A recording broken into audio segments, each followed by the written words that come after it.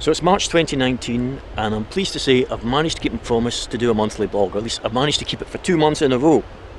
What we're doing today is we're travelling to Skye. Before we get to Skye, we're going to show you a wee place that most folk miss when they are going to Skye, because they're usually in such a rush to get there and they want to see Eilean and Castle and they forget about this place, Glenelg. Now the sign says it's the alternative route to Skye, but it's rather more than just an alternative route to Skye. There's a lot of history in Glenelg. It's got a great wee pub, the Glenelg Inn. It's got coffee shops, but we're going to show you more than that. There's some really good stuff that we're going to show you once we take you over the Ratigan Pass, which is a really steep road up there. I'll try and do some video clips on the road as I drive over, because it's quite a good drive in itself. Speak to you soon.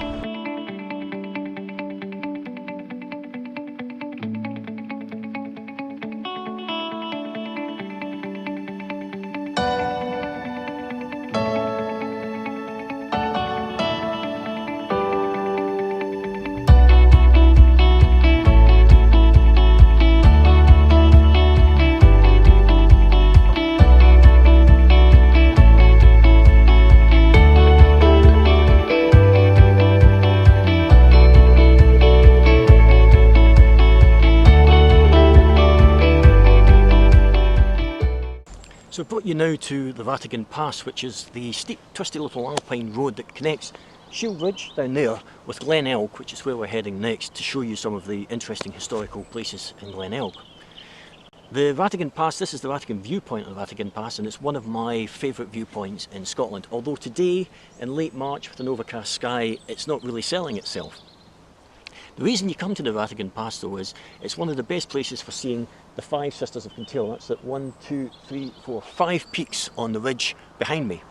And there's a legend associated with the Five Sisters of Kintail, and it goes roughly like this. Excuse me if I make mistakes in this. But the story I've been told is it starts off and we've got 7 Sisters of Kintail, and then 2 Irish brothers come across. I believe they're meant to be shipwrecked and they get washed up on the shores of Loch Duich. And these 2 Irish brothers fall in love with the 2 best looking, of course, sisters from Kintail. And the father says, well, that's fine, you can marry my daughters, but if you're going to marry these 2, what am I going to do with the other 5? And the brothers say, don't worry, we've got 5 brothers back in Ireland, so we'll go and get our brothers and we'll come back and they'll marry your other daughters. Seems like a good arrangement. So off the boys sail with the 2 good looking girls, and the sisters wait, and they wait, and they wait. And then slowly it dawns on them, these guys aren't coming back for us, we're not the good looking ones, we're going to be left here. So the sisters go to the local witch, the Grey Witch of Kintail, and they say, how can we preserve our beauty whilst we wait for these boys to return? And he goes, I've got just a solution, I'll turn you into massive big mountains, and you can wait there for all eternity for your lovers to come. And of course, the lovers never did come, and the old Witch of Kintail died, and the poor sisters remain today entombed in stone behind me, if you want to believe it.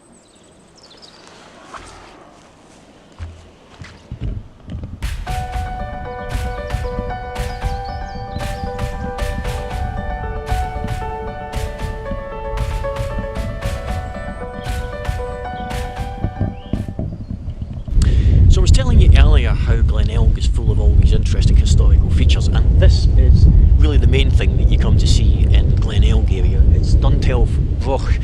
There's another broch up the road here called Troddan, and then a lesser one which isn't quite so well established, it's not so complete, over on the other side of the hills at Dun on the shores of Loch Duich. In fact, there's even another dun further up the valley here, which is on the hillside, but it's not a complete broch, it's more of just a defensive U-shaped wall. So in Iron Age times, because this is dating from certainly 2,000 years ago, in Iron Age times this would have been quite a busy little glen. There would have been a lot of farming going on here. If I pan the camera around quickly, you'll see it's a nice fertile glen. There's lots of sheep going on. It's still a nice fertile glen, and you can imagine that in Iron Age times this would have been a good place for doing farming, nice sheltered place. The actual purposes of the brochs are not entirely clear. We don't know whether they were here purely as defensive structures, which the farmers would maybe live out in the valley, and then if they were attacked then they would have retreated into the broch, or if it was like the main dwelling for the most important family member in the area, if this was like the clan chieftain's dwelling. It's never been entirely established what it's for. Now there's obviously lots of brochs around about Scotland, and the best ones that you'll find are in Shetland. The Mouser broch in Shetland is almost entirely complete.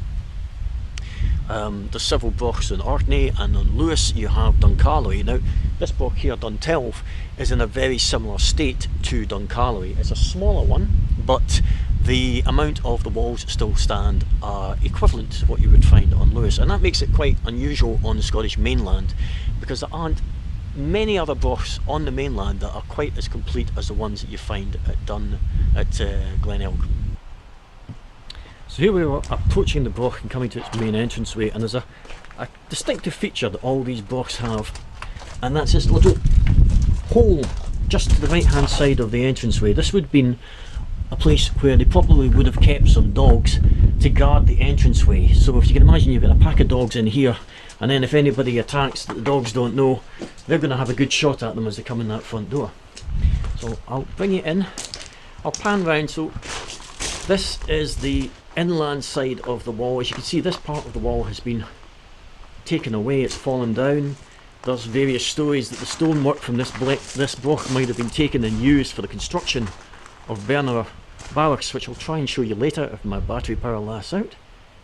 But you can see it's a really impressive structure, still intact, all the internal structures supported nowadays by steel bars, but this would have been all the way around with an inner wall and an outer wall. I'll try and show you how that works. We'll come this way, and we still have, as I can show you here, little chambers and all these individual walkways, all these different levels. Now I don't know if these would have been living quarters or if they would just have been for storage, and we've got a very nice set of steps here which I'll take you up, all very nicely made, all mod cons. It's a very impressive thing.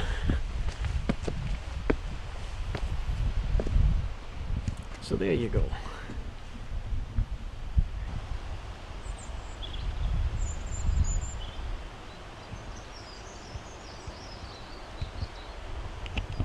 So I've brought you here now to Troddan, the sister broch of Duntelf, which you can see down there.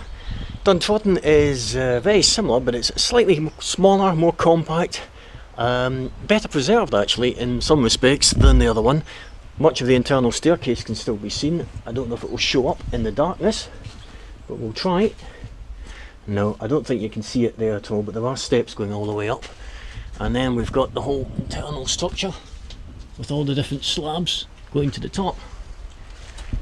The interesting thing with all these brochs that I'm showing you is that there's a consistency in the work and the design of them, the stonework and the way they're spaced.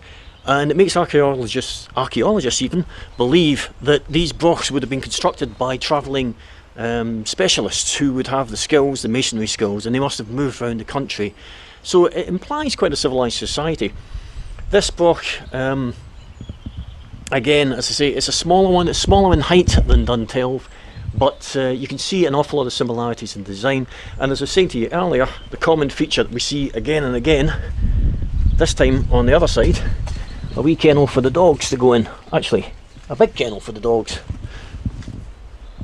So my battery's running low now. I'm going to try and save as much battery as I can to show you some of the other things that we have here in Glenelg that make it worth visiting. One of the things that is very nearby that I should point out is just down there we've got a microbrewery. Excellent! Beer as well as history. What more could you ask for? Okay, saving the battery now. I'll speak to you later, hopefully at Berneray Barracks if the battery lasts out.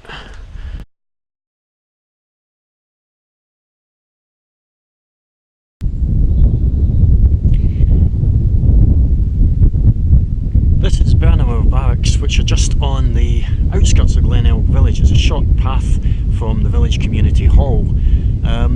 Unfortunately I can't take you into the barracks because, as you can see, they're really in quite a ruinous state. They're crumbling away, and this property isn't one that has been adopted by Historic Scotland, so it doesn't receive any maintenance at all. It's just crumbling away, which is sad because it's very similar in size. It's actually very similar in construction to Ruthven Barracks near Kingussie, which is well preserved army barracks.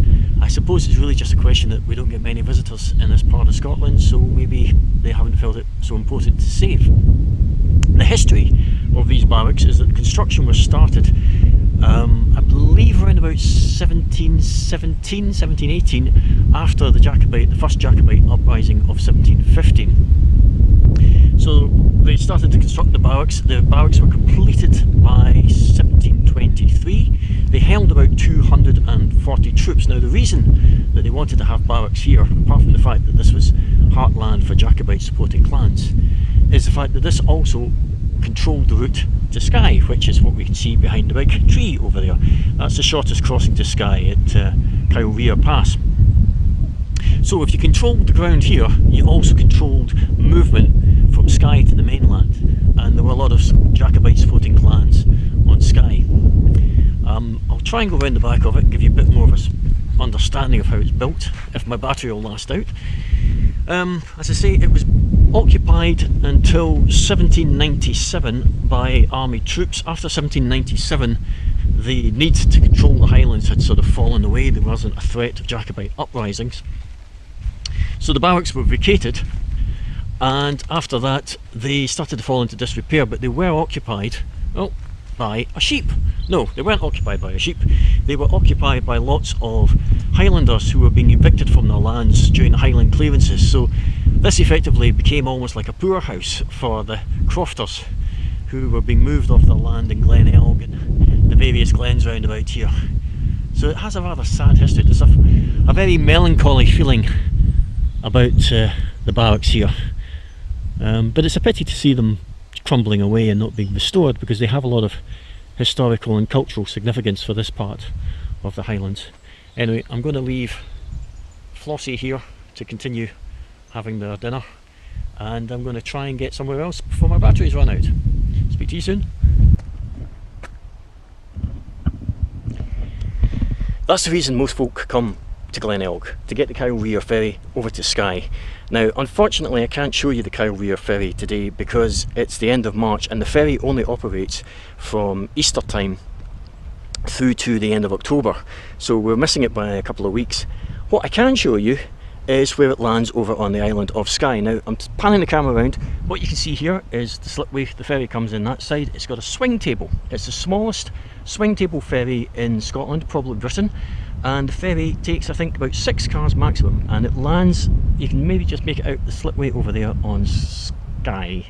Yep, there we go, that's us. Lands over there. Very short crossing. It's such a short crossing from here to Skye. This is the closest point from the mainland to Skye, that in the olden days the crofters, when they took their Highland cattle to the cattle markets in Glasgow and Stirling and Perth and Edinburgh on the old drovers roads, they used to swim them across this narrow strait of water. So they would push the cattle into the sea over there, they'd sit in a rowing boat and they'd drive the cattle across, and obviously these cattle are pretty hardy things, because I certainly wouldn't want to try and swim that. So hairy cows are not only cute, but they're also very buoyant. Now my battery is definitely on its last few bars, so I'm going to switch off now and maybe see you tomorrow when I take you round Skye.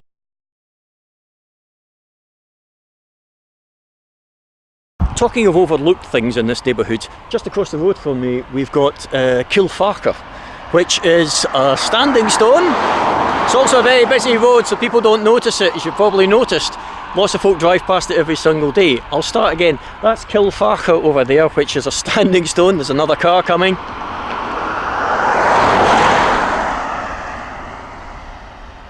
Right, talking about overlooked sites in this area, there's something across the road from here. This is the A87, the main road to Skye, and millions of folk drive past this every single year and don't notice it.